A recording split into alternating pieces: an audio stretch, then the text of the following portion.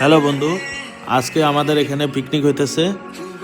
এটা আমার 5 জন বন্ধু আছি, যেখানে এই হচ্ছে ধীতিমান শর্মা, ও অমলেট বানাইতেছে।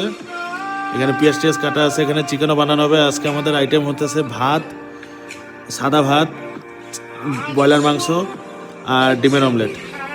আর আর এখানে পিৎজা আনা হয়েছিল, পিৎজা খাওয়া হয়ে গেছে। আর এই হইতেছে অজয়, ও অল্প নাচানাচি মাঝে মাঝে থামে, মাঝে মাঝে নাচানাচি করে। সবাই খুবই টায়ার্ড হয়ে গেছে, ও আর একটু নাচা দিতেছে এখন, বাস একদম পুরা ভালোভাবে। এখানে আরও 2জন ফ্রেন্ড আছে, একটা হইতেছে মৌপ্রিয়া, আর অজয়ের একটা ফ্রেন্ড আসছে, বাইরে থাকে ও ও ধুবড়িতে আসছে।